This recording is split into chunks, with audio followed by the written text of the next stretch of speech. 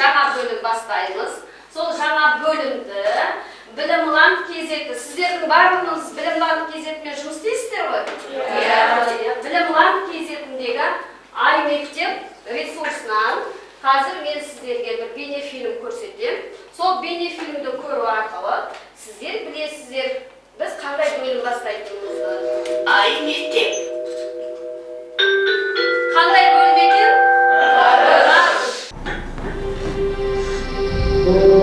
Аға, қараңыз, жұлдыз жанып өшіп, жылжып барады. Ол жұлдыз емес, ұшақ қой. Қандай керемет! Менің де ұшқым келеді. Онда саған ұшқыш болу керек. Жоқ, ұшақпен емес, қыз секілді қалықтап ұшқым келеді. Ұшақпен емес, сен ғарыш кемесімен ұшатын ғарышкер бол. Сонда кеме ішінде қалықтап ұшып жүресің. Шын ба? Ғарышкерлер кеменің ішінде қалайша қалықтап ұшып жүреді? Жер бетіндегі барлық заттардың салмағы болса, ғарышта ешбір заттың салмағы болмайды. Сондықтан да қалықтап ұшып жүреді. Ғарышкерлер қандай бақытты жандар? Иә, осындай бақытқа ие болған алғашқы ғарышкер Юрий Гагарин. Ол 1961 жылы 12 сәуір күні Қазақ жеріндегі Байқоңыр ғарыш айлағынан ғарышқа ұшқан. Қалықтап ұшып жүріп, қандай керемет деп тамсанған шығар. Дәл таптың, тек Гагарин қалықтап ұшқанына емес, ғарыштан жердің әдемілігін көріп, қандай керемет деп тамсанған. Ғарыштан жер қандай болып көрінеді екен? Жер ғарыштан әдемі, көгілдір шар болып көрінеді. Неге көгілдір? Планеталардың арасында күннен ең қолайлы қашықтықта орналасқаны жер. Ауасы мен суы бар, тіршілігі бар, жасыл желек жабылған жер планетасы ғана. Сондықтан оны көгілдір планета деп атайды. Планеталар дейсіз бе? Жер тәріздес басқа да планеталар бар ма? Иә, қазір бәрін түсіндірем. Алғашқыда адамдар аспандағы кейбір жұлдыздардың басқаларға қарағанда ерекше қозғалып, адасқан адам секілді аспанның бір шетінен екінші шетіне кезіп жүретінін байқаған. Сондықтан ол жұлдыздар адасқан, кезбе немесе қыдырымпаз деген мағына беретін гректің планета деген сөзімен аталған. Ғарышты зерттеу тарихы Аристотельден басталады. Аристотель жердің шар тәрізді екенін айтқан, бірақ адамдар жерді жеті шегі бар жазық дене деп есептейтін. Галилео Галилей деген ғалым аспан денелерін бақылайтын телескоп ойлап тауып, сол арқылы жердің күнді айналатынын байқаған. Басқа да бірнеше планетаның күнді айналып жүргенін көрген. Басқа планеталарда тіршілік бар ма? Жоқ, күн жүйесі күн мен жұлдыздардан тұрады. Күнді 8 планета өздерінің көптеген серіктерімен бірге айналып жүреді. 8 бе? Иә, олардың 4-еуі ішкі, 4-еуі сыртқы планеталар. Яғни ішкі 4 планета деп телескоппен қарағанда көрінгендерін айтқан. Басқа да планеталар бар екенін көне заманда білмеген. Бірінші планета күнге ең жақын орналасқан Меркурий. Ол күнді біздің уақытпен санағанда 88 тәулікте айналып шығады. Оның орбитасы жер орбитасының ішінде болғандықтан ішкі планеталар қатарына жатады. Ол күнге өте жақын орналасқандықтан температурасы өте жоғары. Күн жүйесіндегі екінші ішкі планета Шолпан. Ол күнді біздің уақытпен 224 тәулік және 7 сағатта бір айналып шығады. Шолпанда үнемі жел соғып, бұлт басып тұрады. Ол күйіп тұрған тастар мен жанартаулардан тұрады. Бұл да ыстық планета. Күннен қашықтығы жағынан үшінші тұрған планета Жер. Бұл планета бетінде тіршіліктің бар болуымен ерекшеленеді. Жердің серігі Ай. Жер бетінің 3/1, дәлірек айтсақ 70,8%, әлемдік мұхиттар, қалған бөлігін құрлықтар мен аралдар алып жатыр. Төртінші планета Марс. Бетінің қызылдығына байланысты оны қызыл планета деп те атайды. Ол көптеген жанартаулардан, аңғарлар мен құла түздерден тұрады. Бесінші планета күн жүйесіндегі сыртқы планеталар қатарына жататын Юпитер. Бұл өте ірі газ алыбы. Онда үнемі теңіз дауылы соғып, найзағай ойнап тұрады. Оның бетінде көрінетін үлкен қызылда алып теңіз дауылы. Демек планеталар күннен алыстаған сайын суық болып, өмір сүру мүмкіндігі болмайды екен ғой. Иә, қалған 3 планетада сондай ері. Сатурн өзін қоршаған сақинасымен әйгілі. Сақина планетаның өзімен түйіспейді. Олар тастар мен мұздардан тұрады. Уранның кішкентай жіңішке сақинасы бар. Оның қозғалысы басқа планеталардікіне ұқсамайды. Қырынан жатқызып қойғандай қалыпта. Уранның түсі көгілдір. Онда жылдамдығы секундына 240 метр болатын жел дамылсыз соғып тұрады. Нептун күн жүйесіндегі күннен ең алыс орналасқан планета. Мұндағы жел урандағыдан да қатты. Ал Плутон деген планетаны көлемінің шағындығына байланысты ғалымдар планеталар тізімінен шығарып тастаған. Ол басқа планеталардан өзгеше қозғалады. Сонда барлық 8 планета және олардың серіктері күнді айналып жүреді ғой. Иә, осының барлығы күн жүйесін құрайды. Оның орталығы күн болып табылады. Күн жүйесі галактика деп аталатын жұлдыздар жүйесінің бір бөлігі ғана. Күн жүйесі галактиканың бір бөлігі ғана болса, сонда галактика қандай үлкен? Ғарышта ондай галактикалар миллиондап саналады. Мәссаған, сонда ғарыш өте үлкен деген сөз ғой. Иә, ғарыш кеңістігі шексіз. Осыншама ғаламат нәрсенің ең болмаса бір бөлшегін көру үшін ғарышкер болғым келеді. Қазақ халқынан шыққан ғарышкерлер бар ма? Әрине, Тоқтар Әубәкіров, Талғат Мұсабаев қазақ халқының тұңғыш ғарышкерлері. Сонда мен ғарышкер болсам, қазақ халқынан шыққан алғашқы ғарышкер қыз болады екенмін ғой, иә? Боласың. Ол үшін жақсы оқып, шынығып, жаттығуың керек.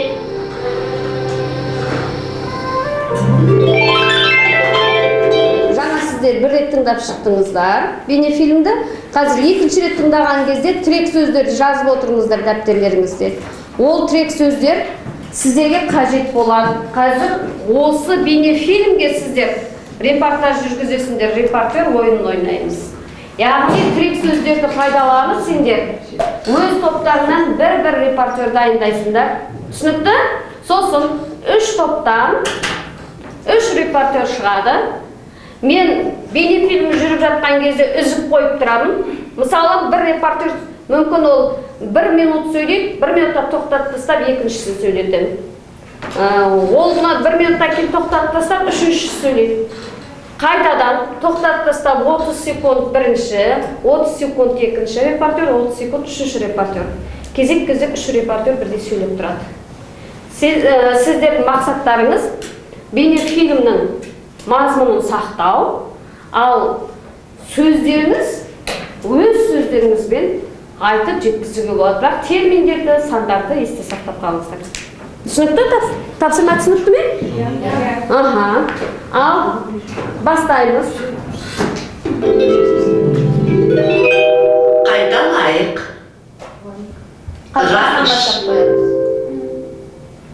Планеталардың арасында күннен ең қолайлы арақашықтықта орналасқаны жер. Ауасы мен суы бар, тіршілігі бар. Жасыл желек жамылған жер планетасы ғана. Сондықтан оны көгілдір планета деп атайды. Ғарышты зерттеу тарихы Аристотельден басталады. Аристотель жердің шар тәрізді екенін айтқан. Бірақ адамдар жерді шеті, шегі бар жазық дене деп есептейтін. Галилео Галилей деген ғалым аспан денелерін бақылайтын телескоп ойлап тауып, сол арқылы жердің күнді айналатынын байқаған. Басқа да бірнеше планетаның күнді айналып жүргенін көрген. Күнді 8 планета айналады. Олардың 4-еуі ішкі, 4-еуі сыртқы планеталар. Бірінші планета күнге ең жақын орналасқан Меркурий. Біздің уақытпен есептегенде Меркурий күнді 88 тәулікте айналып шығады.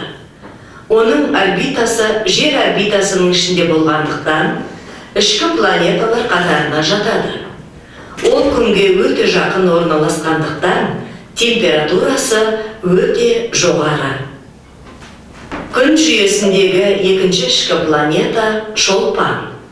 Ол күнді біздің уақытпен 224 тәулік 7 сағатта бір айналып шығады. Шолпанда үнемі жел соғып, бұлт басып тұрады. Ол ылғи күйіп тұрған тастар мен жанартаулардан тұрады. Бұл да ыстық планета. Күннен қашықтығы жағынан үшінші тұрған планета Жер. Бұл планета бетінде тіршіліктің болуымен ерекшеленеді. Жердің серігі Ай. Жер бетінің 70,8% әлемдік мұхиттар, қалған бөлігін құрлықтар мен аралдар алып жатыр. Төртінші планета Марс. Бетінің қызылдығына байланысты ол қызыл планета деп те аталады. Ол көптеген жанартаулардан, аңғарлар мен құла түздерден тұрады.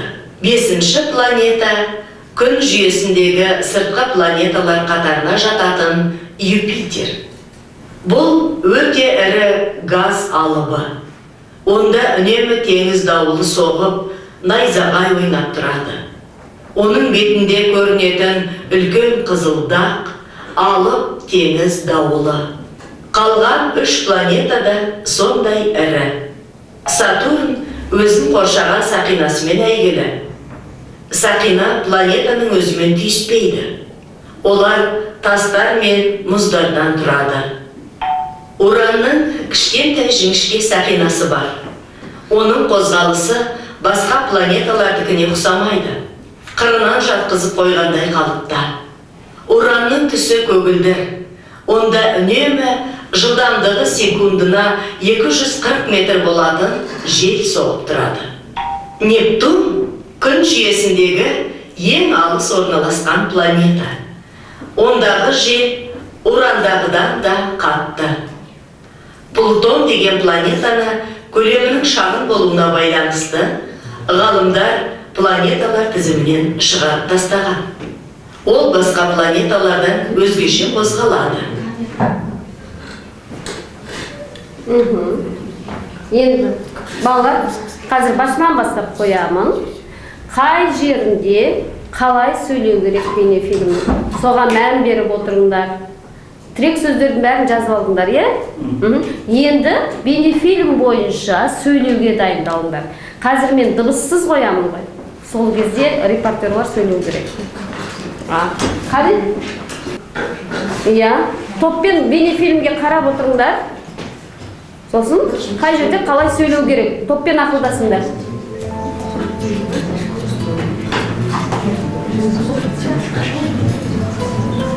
Жазып алған тек сөздеріңді пайдаланыңдар.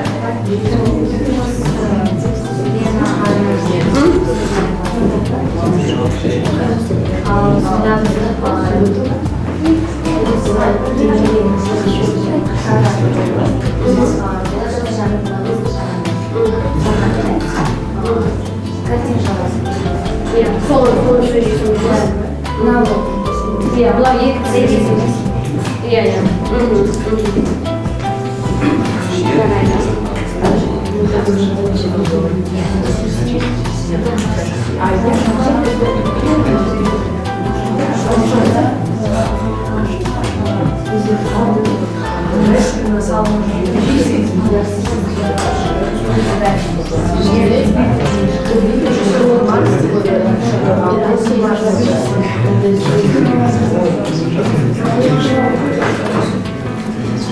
Ақылдасып па?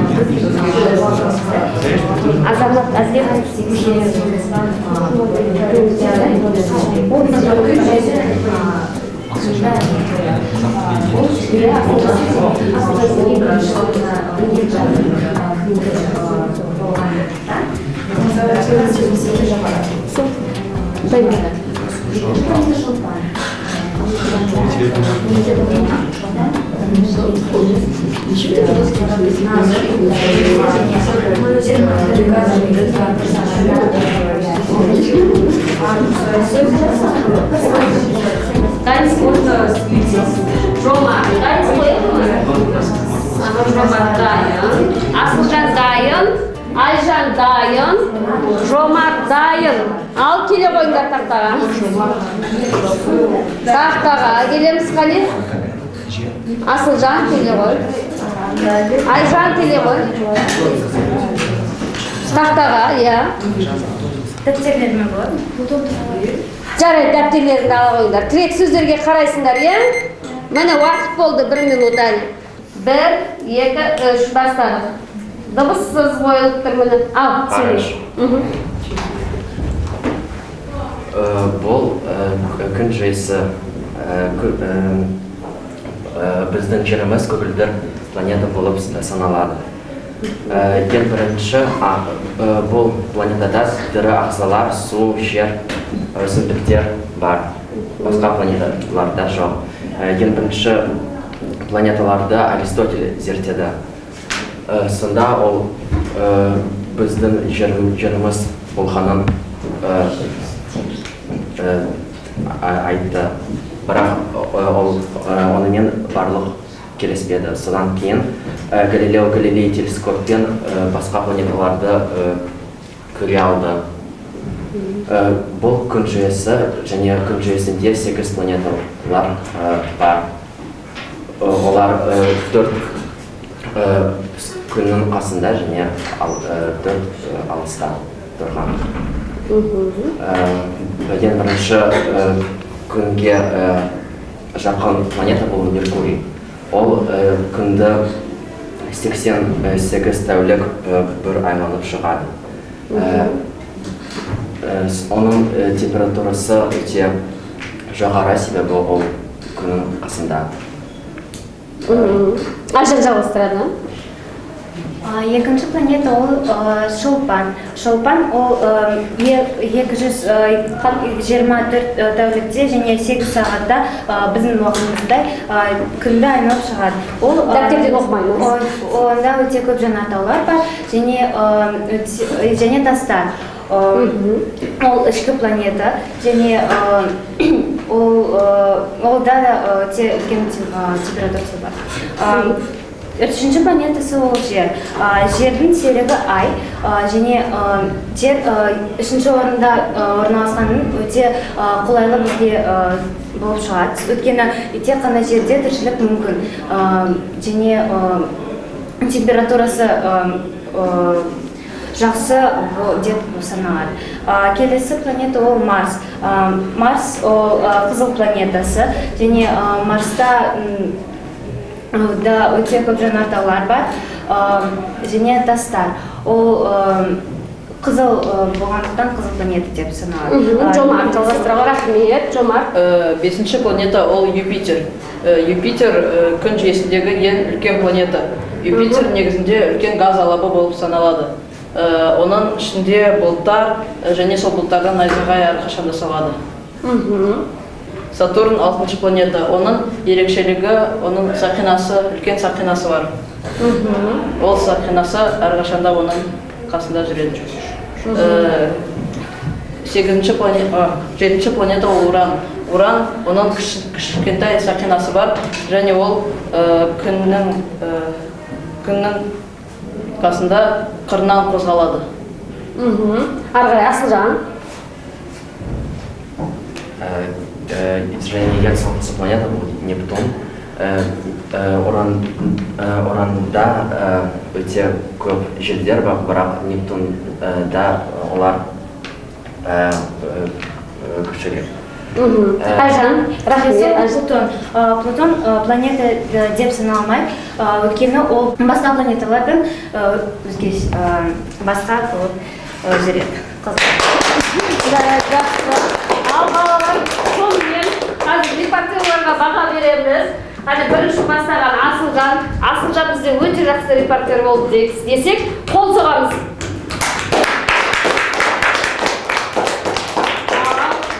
Екіншісі репортеріміз Айжан болды. Айжан үшінші репортеріміз Жомарт. Сонымен бізде кім жеңімпаз? Жомарт. Достар! Тамаша. Енді жұмысымызды ары қарай жалғастырамыз, балалар. Ол үшін мынандай сұраққа жауап іздеп көрейікші. Балалар, ғарыш тақырыбы қандай пәндермен байланысты және қандай пәндерде біз ғарыш туралы оқи аламыз? Астрономия. Қатты айта беріңдер. Географиядан дұрыс қазақ тілінде міне қазақ тілінде ғарыш бөлімін өтіп жатырмыз, енді Білім-ланд KZ-де Твит білім деген тағы бір бөлімі бар, сол бөлімнен қазір біз міне физика пәнін ашамыз. Физиканың осының ішінде міне ғаламды ашып көрейік. Ғаламның ішінен ғарыштық кеңістік деген бөлім бар. Ғарыштық кеңістік бөлімінде ғарыш туралы не білгілерін келеді, соған міне қаншама ақпарат бар. Қаншама ақпарат. Осы бетті ашып, өздерің ары қарай ғарыш туралы білімдеріңді тереңдетуге болады. Бүгін мен сіздерге мынау кептеліктер ғарыштағы алғашқы адамға деген бөлім бойынша мәтін дайындадым. Ана қабырғаға мәтіндерді іліп қойдым. Бір ерекшелігі балалар, бейнефильмді де көре аласыңдар. Одан кейін мына жерде осы бейнефильмнің транскрипті бар. Міне транскриптте мәтіні берілген.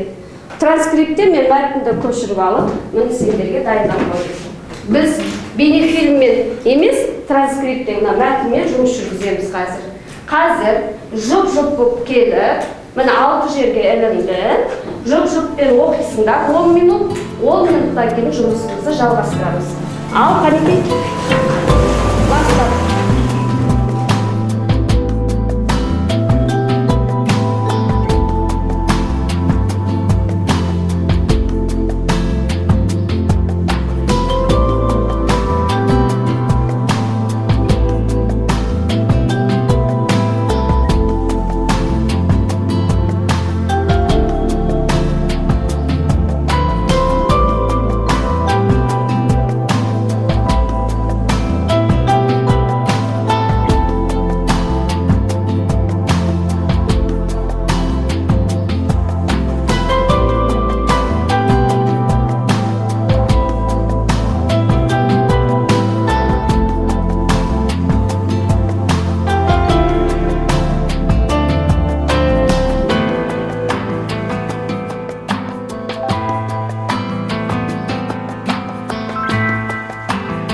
Дайынбыз, енді маған қазір Жомарт келеді.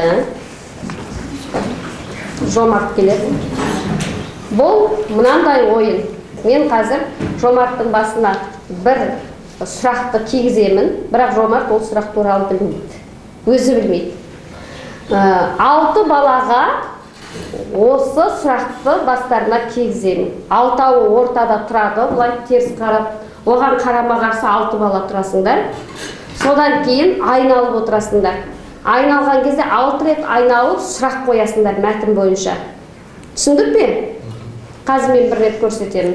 Сен сұрағыңды білмейсің, оны ортаға барып тұра ғой, ішкі шеңберге. Келесі маған келеді, кел Айына. Тездетіп келеміз. Келесі келеді, Әмір келеді. Айынаға осындай сұрақтар қоясыңдар. Қанша сұрақ ойластырып отырамыз? Ал, міне Әмірге. Келесі Ескендір кел. Ескендір келеді. Одан кейін Асылжан келе ғой. Нешеу болдық? 5-еу болдық па? Енді Айжан келе ғой. Айжан келеді. 6-ау болдық, айтпаймыз бірімізге сұрағымызды сөйлеспейміз. Енді келе қойыңдар. Енді бұлай тұрамыз ортада. Қане, бірімізге қарама-қарсы. Арқамызды беріп тұрамыз. Бер келе ғой. Келе ғой. Арқамызды беріп. Кішкене кеңірек тұрамыз. Кеңірек. Ал енді 6-ау келе қойыңдар. Тез-тез. 6-ау келеміз. Сендер шеңбер. Шеңбер ғой. Енді ал, қан бір оқушының алдында тұрады, әлде. Енді, мысалы, қазір қарама-қарсы жұптың басында қандай сұрақ тұр, соған байланысты мәтін бойынша сұрақ қоясыңдар. Ал бастаймыз. Түсіндіңдер ме тапсырманы? Ал, қане өтіп кетейін. Ал бастаймыз.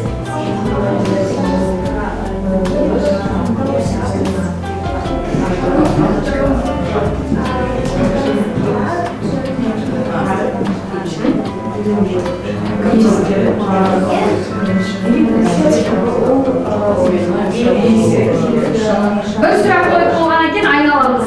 Жауап беріп қой. Ал айналамыз. Айналамыз. Сағаттың бірі мен сағаттың бірі. Азамат кет. Енді айнаға сұрақ қоямыз.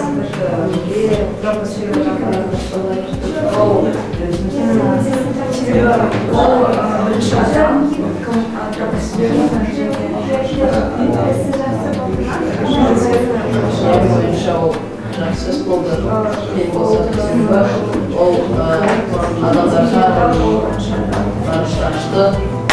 Айналамыз.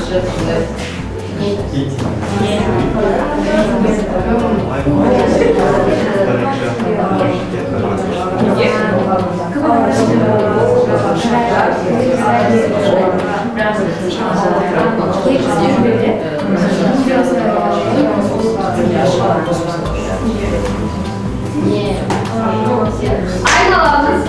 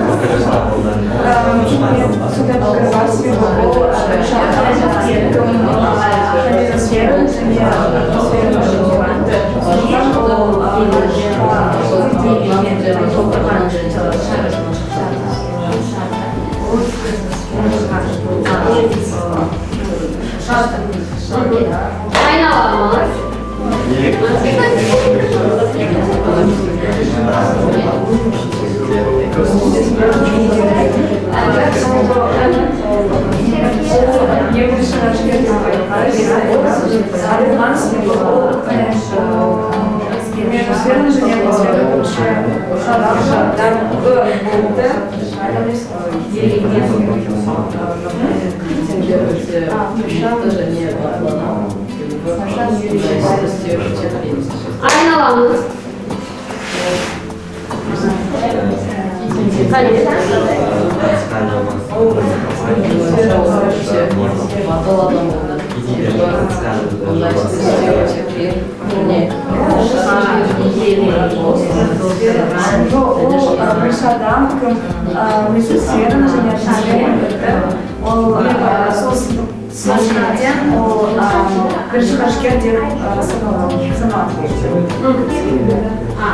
Жақсы, тағы да айналамыз.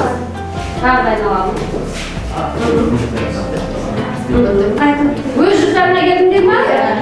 Ой, жарайсыңдар, енді қаны. Керісінше сыртқы шеңберге тұрамыз.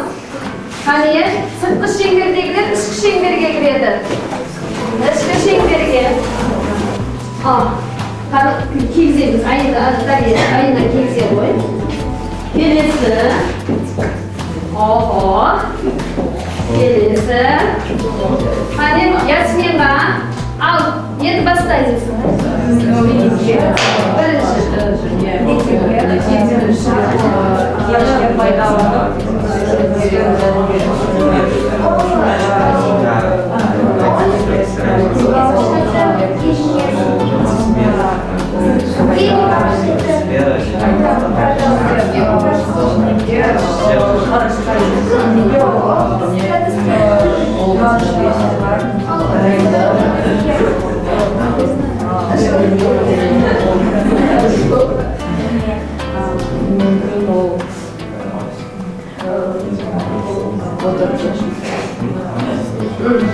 Aynalamız.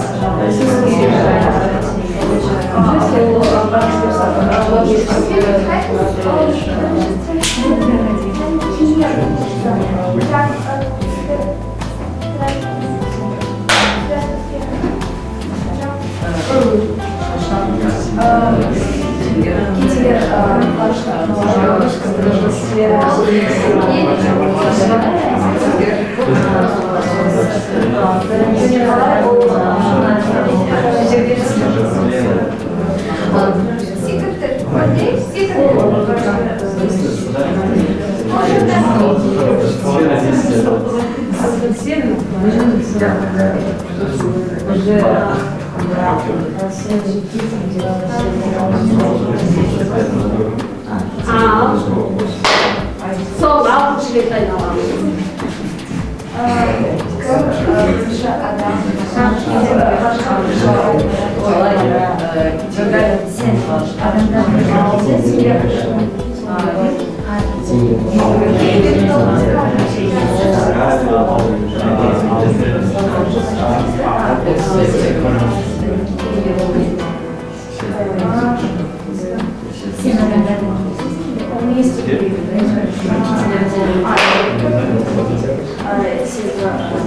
Сол, сұрағын тыңдап. Өз жұмысқа келдік па? Ой, жарайсыңдар. Енді тыныш айтамыз, бір-бірімізге айтамыз, қандай сұрақ болды? Жомарт, сенің басында қандай сұрақ болды деп ойлайсың бағын? Сіз қалай ойлайсыз? Ал енді азаматтан сұрақ, азамат сенің басында қандай сұрақ тұр? Кімне? Ал Динара сенге? Неге? Жара? Аслан? Әділ? Одан кейін Ясмин?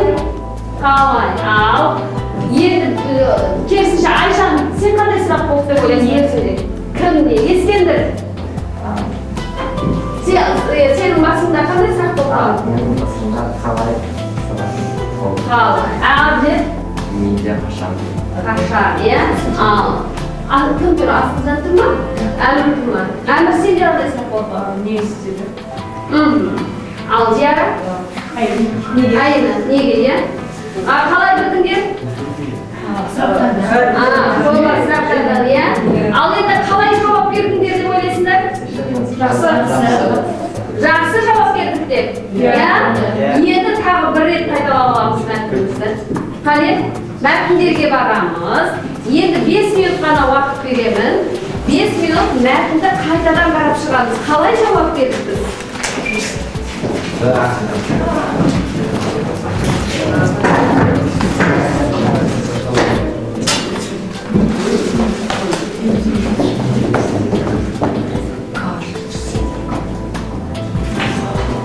Толық болса, орныңызға орналаса береміз.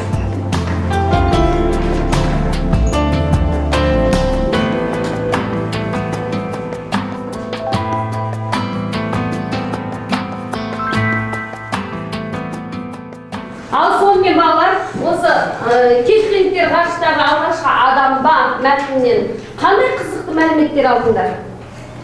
Қандай қызық? Жомарт саған мысалы қандай мәлімет қызық болды?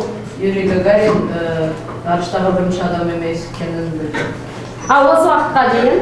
Осы уақытқа дейін мен оны білген жоқпын. Жарайды, жақсы. Ал енді кімнің сұрағы ерекше ұнады? Бір-бірлеріне сұрақ қойыңдар ғой? Кімнің сұрағы өздеріне ерекше ұнады? Ескендір, айтаушы, кімнің сұрағы саған ерекше ұнады? Барлығынан Ясмин мені қалай кетіңдер Қазақстан жерге түсті сұрағы ұнады. Ұнады, иә. Ал, жарайды. Балалар, ғарыш бөлімін біз әлі де жалғастырамыз. Үйге мынандай тапсырмалар беремін. Міне тақтаға қараңдар. Топ-топ бойынша бөліп аламыз тапсырманы. Міне осы топқа мынандай тапсырма. Білімланд кезетіне кіресіңдер. Содан кейін курстар деген бөліміне өтесіңдер. Осы бөлімде Марсты игеру деген бейнефильм бар. Осы фильмді көріп келіп, сыныпқа бейнефильм бойынша ақпарат бересіңдер. Түсінікті, е? Ал келесі топқа мынандай тапсырма. Қара құрдымдар деген мәтін бар ішінде. Және бейнефильм бар. Сол мәтін және бейнефильмді көріп, осы бойынша ақпарат бересіңдер. Ал сендердің ақпараттарыңды тыңдап отырып, сендерден бәрін үйреніп, мынандай тест сұрағына бүкіл сынып оқушылары жауап береді. Түсіндіңдер ма? Ал келесі топ, міне жігіттер тобына. Сендер информатикадан скриншот жасауды білесіңдер ме? Иә. Енді сендерге мынандай тапсырма. кез келген бірнеше фильм бар. Бағана мен сендерге бірнеше фильмді көрсеттім ғой. Ғарыш тақырыбындағы. Сол фильмдерден скриншот жасап, суреттерді жинап келесіңдер. Сол суреттер бойынша сыныпқа сұрақтар қоясыңдар. Оның ішіндегі кейбір фильмдер туралы біздің сынып білмейді. Фильмдегі суреттер туралы. Тек қана сынып, сол сурет қандай тақырыпқа байланысты сурет екендігін болжап айтады. Тапсырма түсінікті ме, тапсырмасы? Бүгінгі сабақтарыңа көп рахмет.